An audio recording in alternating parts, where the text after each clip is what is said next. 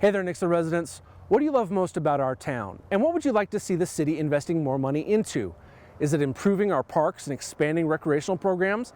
What about fully funding the needs of our police department? Well, municipal government staff have been working with the City Council to bring forward a proposal that would provide more funding to both Nixa Police and Nixa Parks. What we found from the strategic planning process is what the community wants is more investment in the parks and police.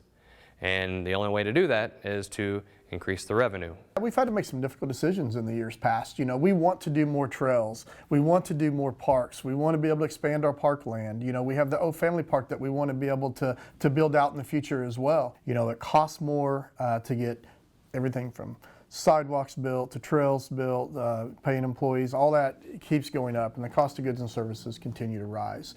Unfortunately, on the flip side, the sales tax isn't rising at the same rate. So the budget this year is going to be very difficult. We're already looking at things that is very important to all of us and projects that really need to happen within the city that we're just not going to be able to afford unless something changes. Last year alone, the police department spent about $3.7 million whenever we only brought in about $3.4 million on sales tax. These are things that we've been dealing with for several years. Obviously, every year we recognize the need both in police and parks, and we've just been able to be very frugal with our money. I think the city's done an amazing job over the last 10 years at least in being able to keep up with the growth and being able to do the best possible with the amount of money that we had available to us. You know, using what we had to make things work, and partnerships with the schools so we can use their gyms, and the police department using storage and utility billing. We've always strived to have fiscal transparency and innovation. As you can see from the awards behind me here, we've done a great job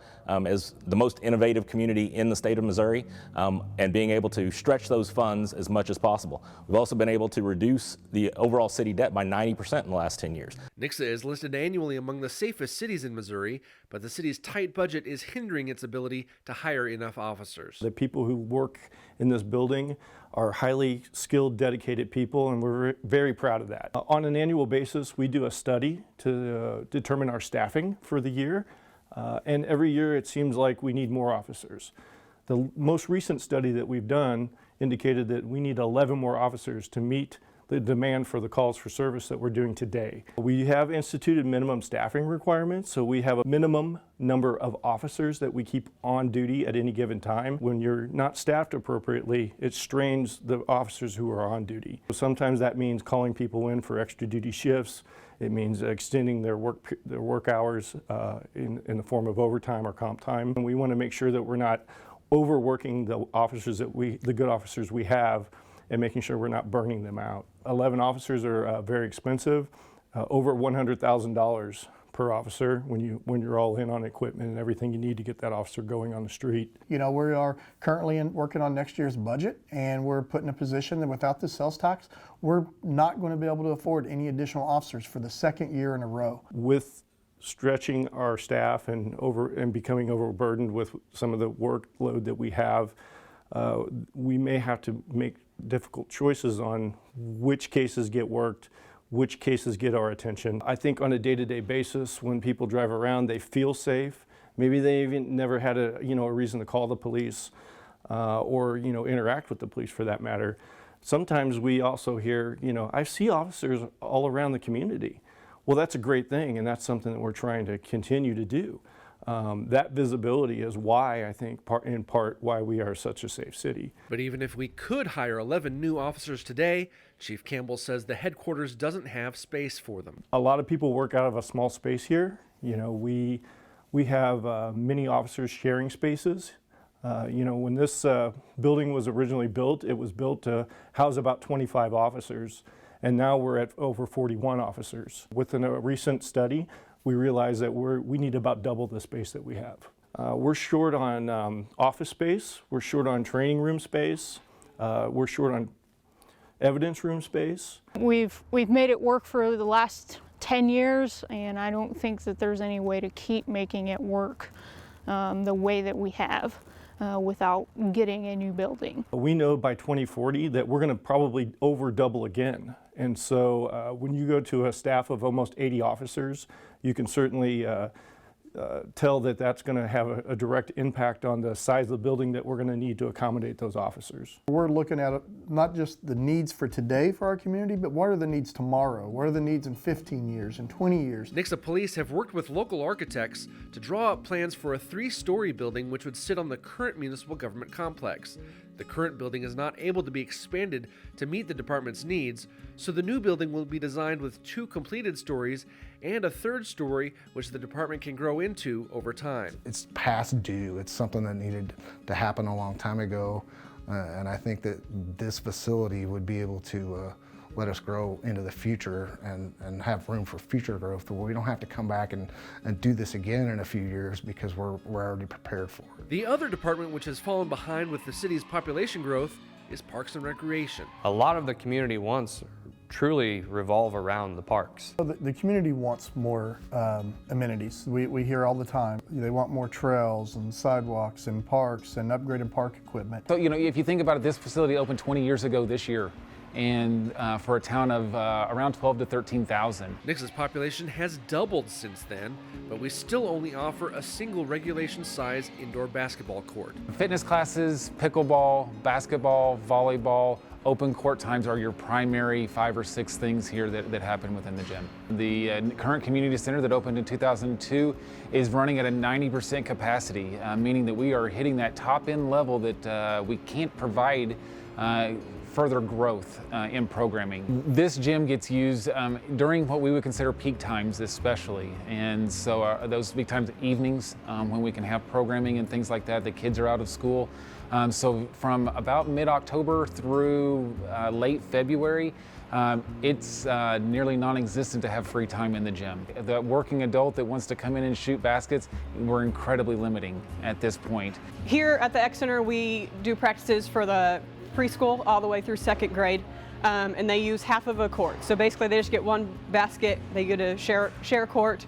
So there's 4 teams practicing here at one time. You can see how busy that gets the facility here.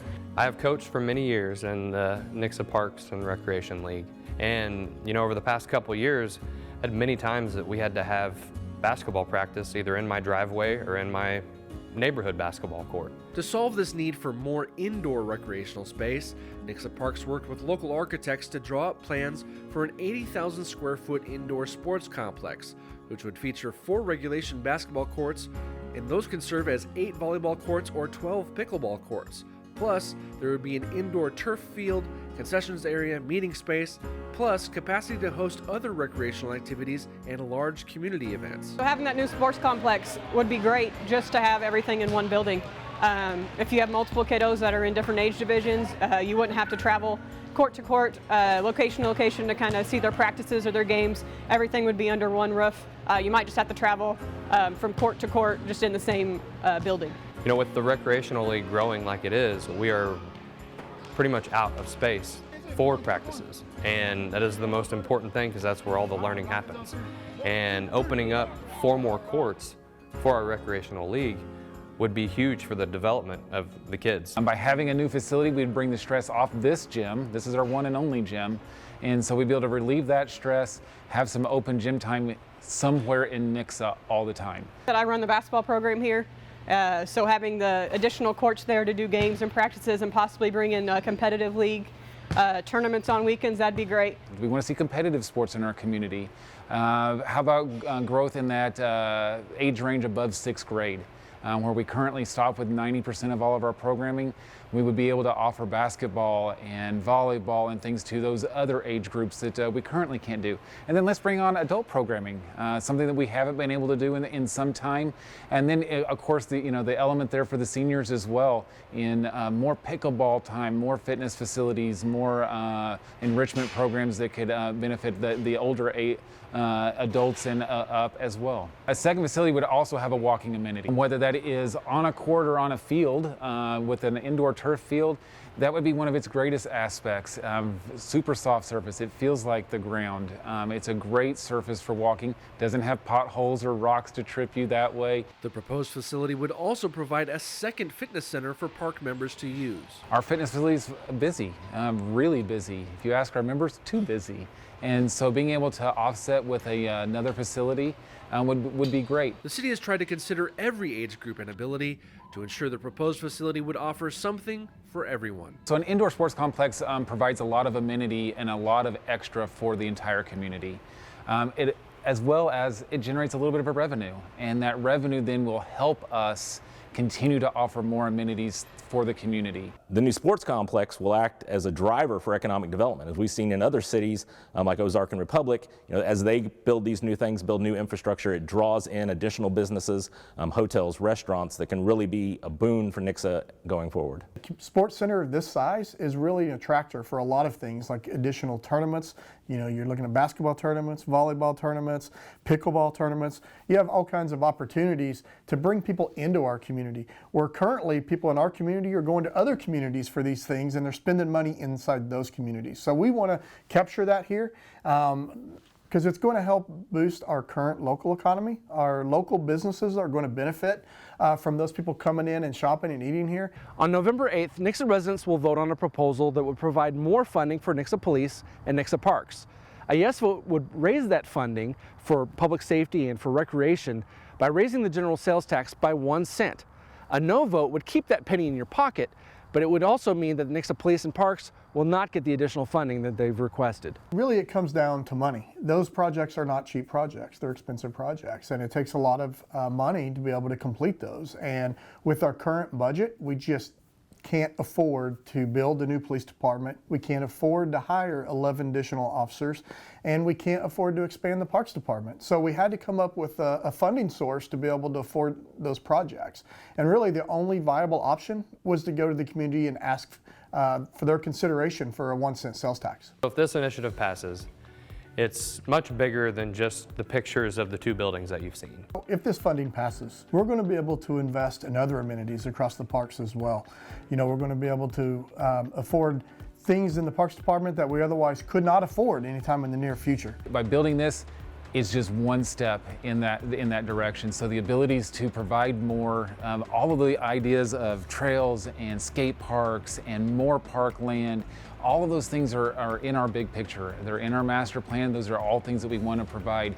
And so the revenues here would help us generate the funds needed to be able to make those future investments. The first thing we're going to do is we're going to add that additional staff, which has a direct impact on the citizens and the way we are able to service their needs. And then ultimately, building that building and creating that space so that we have a functional building that we can train and work out of. I think having those more officers will be able to give us days off instead of having to come in and cover a shift or work overtime on the 12-hour shift that we're already working. If this passes, our future is very bright. We're not only able to keep up with our current growth, but we're actually able to get to that next level and invest in our community. We're able to invest in our local businesses. We're able to offer new programs that we've never been able to offer before. But unfortunately, if it doesn't pass, we're going to have to make some very difficult decisions. Again, as I said earlier, we weren't able to afford any additional officers this year. We're not able to afford any next year. We can't continue to do that year after year. We're going to have to look at some quite frankly, we have to look at some cuts to be able to afford additional officers to make sure that we maintain a safe community. Keeping up with the demand for service is always a concern. Certainly, we never want to get to a place where we have to limit our service or tell somebody we can't do something or provide a basic need for public service or safety because we're just overwhelmed with calls.